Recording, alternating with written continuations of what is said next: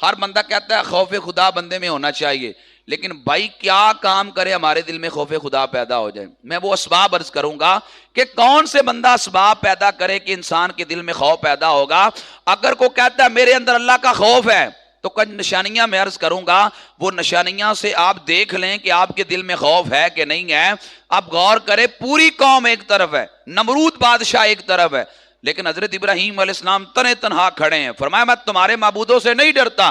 وجہ یہ تھی آپ کو پتا تھا میں رب کا نبی ہوں، میرے پاس رب کی تائید حاصل ہے، اس لیے جناب ابراہیم علیہ السلام نے ایمان جو ہے نا یہ لوگوں کا ڈر بندوں کے دل سے نکال دیتا ہے۔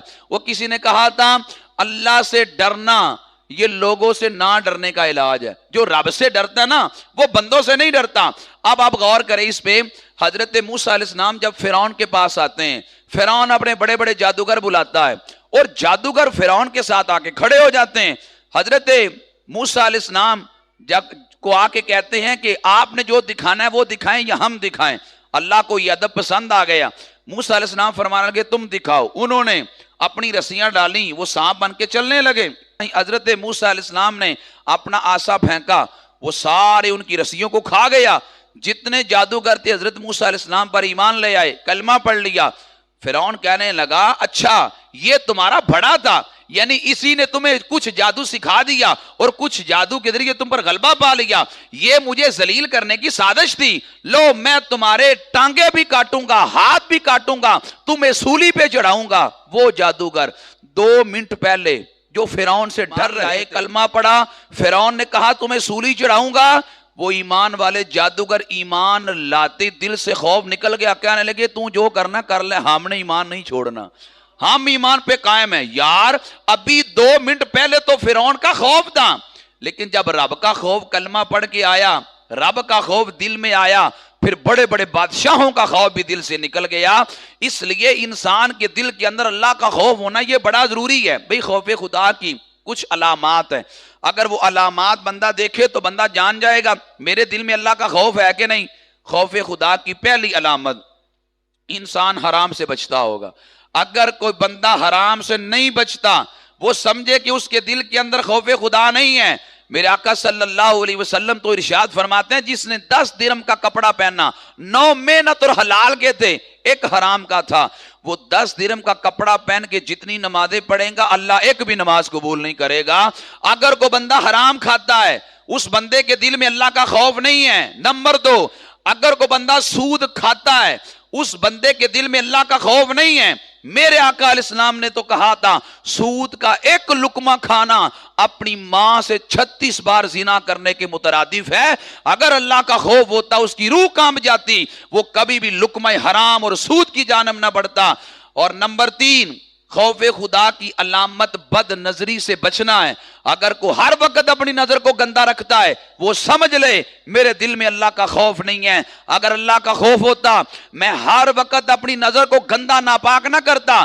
ضروری نہیں کہ چوک میں کھڑے ہو کر نظر کو گندا کیا جاتا ہے، آپ اپنے موبائل پہ بھی نظر کو گندا کر سکتے ہیں۔ اگر موبائل پہ بھی نظر کو گندا کر سکتے ہیں تنہائی میں بیٹھ کے، سمجھ لیں آپ کے دل میں اللہ کا خوف نہیں ہے۔ نمبر 4، آپ اگر کام نمود و نمائش کے لیے کرتے ہیں، ہر کام آپ کا لوگوں کے لیے ہوتا ہے، سمجھ لیں آپ کے دل کے اندر اللہ کا خوف نہیں ہے۔ اگر آپ گھر میں ہو تو جلدی نماز پڑھتے ہیں، مسجد میں آ جائیں لوگ دیکھ رہے ہوں تو بڑے ٹھہر ٹھہر کے نماز پڑھتے ہیں، سمجھ لیں یہ نمود و نمائش ہے۔ اگر آپ کا ہر عمل دکھلاوے اور ریا کے لیے ہے، سمجھ لیں آپ کے دل کے اندر اللہ کا خوف نہیں ہے۔ خوف خدا کی یہ علامت اور نشانی ہے۔ انسان کا قدم جائز کام کے علاوہ اٹھتا ہی نہیں، وہ اپنا قدم صرف جائز کام کے لیے اٹھاتا ہے، ناجائز کام کے لیے نہیں اٹھاتا۔ اب اگر کوئی بندہ یہ سمجھتا ہے کہ یار یہ خوف خدا تو پیدا کرنا چاہیے، لیکن یہ پیدا کیسے ہوگا، اس کے لیے میں چند باتیں عرض کر دیتا ہوں۔ اگر خوف خدا پیدا کرنا ہے، سب سے پہلے اللہ کا خوف پیدا کرنے والی جو آیتیں ہیں، جو احادیث ہے، ان پہ غور کریں۔ آپ ان پہ جب غور کریں گے تو انسان کے دل کے اندر اللہ کا خوف پیدا ہو جائے گا۔ رب کہتا ہے لمن خاف مقام ربہ جنتان، جو اپنے رب کے حضور کھڑا ہونے سے ڈرے، اللہ کا خوف دل میں رکھے، فرمایا میرا رب 1 نہیں 2 جنتیں اس کو عطا کرے گا۔ انسان اپنے دل کے اندر خوف خدا پیدا کرے، قرآن پہ غور کرے، احادیث پہ غور کرے۔ میرے آقا علیہ السلام فرماتے ہیں اللہ کسی بندے پہ 2 خوف اکٹھے نہیں کرے گا۔ یعنی اگر کسی کو فرمایا دنیا کے اندر قیامت کا خوف ہو، جہنم کا خوف ہو، قیامت کے دن اللہ اس کو جہنم میں نہیں ڈالے گا۔ دو خوف اللہ کسی بندے پہ جمع نہیں کرے گا، اور اللہ دو امن بھی کسی پہ جمع نہیں کرے گا۔ ایسے دو خوف اگر دنیا کے اندر رہتے ہوئے ہمیں قیامت کا خوف ہوا، جہنم کا خوف ہوا، اللہ قیامت کے دن پھر ہمیں جہنم سے محفوظ کرے گا۔ انسان ان اسباب پہ غور کرے کہ جو جہنم میں لے جانے والے ہیں، خوف خدا بندے کے اندر پیدا ہو جائے گا۔ نمبر دو، اگر خوف خدا پیدا کرنا ہے تو فرمایا انسان کثرت سے دعا کرے، یا اللہ میں نکما ہوں، یا اللہ میں کمزور ہوں، یا اللہ تو طاقتور ہے، یا اللہ تو مجھے گناہوں سے بچا لے۔ انسان جب دعا کرے گا تو اللہ تعالیٰ گناہوں سے بچانے کے اسباب اس کے دل میں پیدا کر دے گا۔ پھر گناہ کرتے اس کو خوف آئے گا، گناہ کرتے ڈر لگے گا۔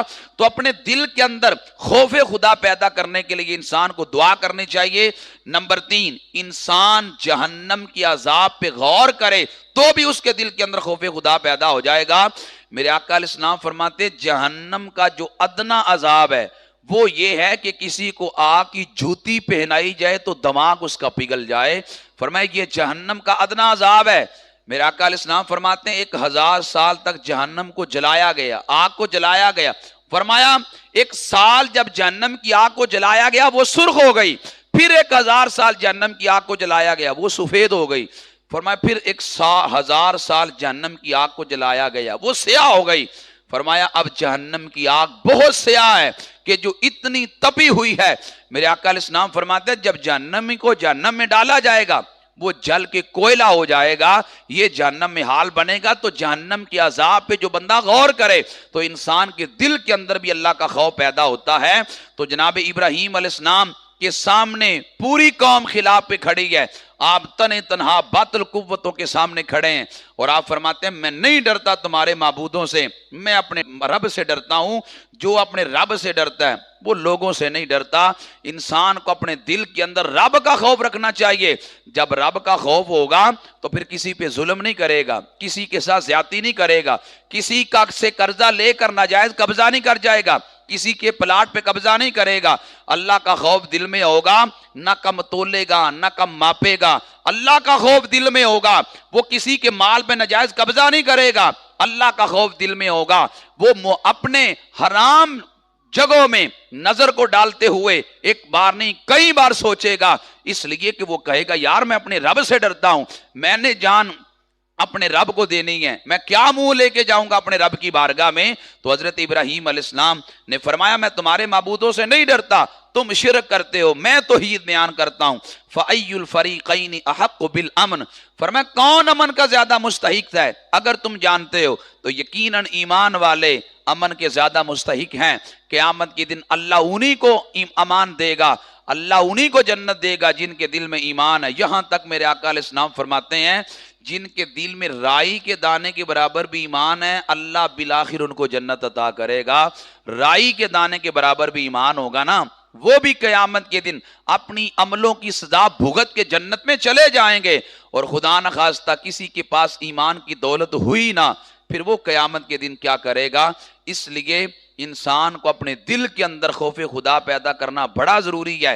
یہ اللہ کا خوف جب دل میں پیدا ہو جائے پھر انسان کو اللہ کا قرب نصیب ہوتا ہے۔ یہ دولت اللہ ہم سب کو نصیب فرمائے۔ وما علیہ الا البلاغ۔